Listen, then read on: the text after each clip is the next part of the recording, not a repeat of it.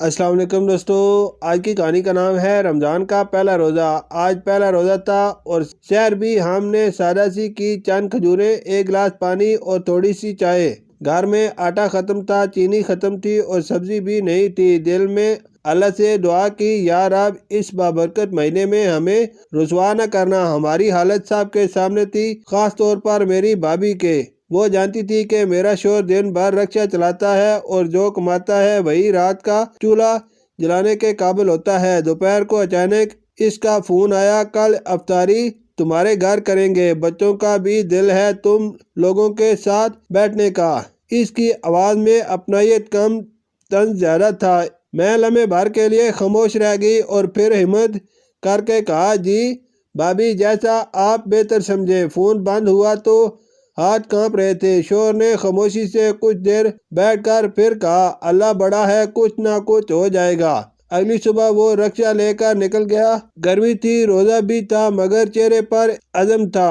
میں گھر میں بیٹھ کر حساب لگاتی رہی، اگر 500 بھی لے آیا تو کیا ہوگا؟ 15 مہمان، کھجوریں، پکوڑے، سموسے، فروٹ چاٹ، شربت، یہ سب تو خواب لگ رہا تھا۔ شام ڈھلے، دروازہ کھلا، وہ تھکا ہارا اندر آیا، ہاتھ میں پسینے سے بھیگا ہوا رومال اور 500 روپے پیسے میرے ہاتھ پر رکھ کر بولا، بس اتنے ہی بنے آج۔ آنکھوں میں آنسو آ گئے۔ 500 میں 15 مہمانوں کی افطاری کیسے ہوگی؟ اس نے مسکرا کر کہا، جتنی ہو سکے گی اتنی کریں گے، باقی اللہ مالک ہے۔ جلدی سے بازار کا رخ کیا، تھوڑے سے آلو بیسن کا چھوٹا پیکٹ، آدھا کلو چینی، چند کیلے اور آدھا کلو چنے لے آئی۔ گھر آ کر دل سے تیاری شروع کی، آلو ابالے، چنے بھگوئے، بیسن گھولا۔ دل میں دعا تھی، یا اللہ آج ہماری لاج رکھ لینا۔ افطاری سے آدھا گھنٹہ پہلے دروازے پر بڑی گاڑی رکی، کھڑکی سے دیکھا تو بھابھی اتر رہی تھی۔ ریشمی سوٹ، قیمتی دوپٹہ، موبائل ہاتھ میں، اس کے پیچھے بچے اور میرا دیور۔ وہ اندر آئی اور ہر طرف نظریں دوڑانے لگی، ارے ابھی تک تیاری مکمل نہیں ہوئی، ہم تو سوچ رہے تھے کہ آج کچھ خاص ہوگا۔ میں نے مسکرا کر کہا، بس ہو ہی رہا ہے۔ تبھی دروازے پر دستک ہوئی، امام صاحب اور دو نوجوان، ساتھ میں بڑی دیچکی اور کئی تھیلے۔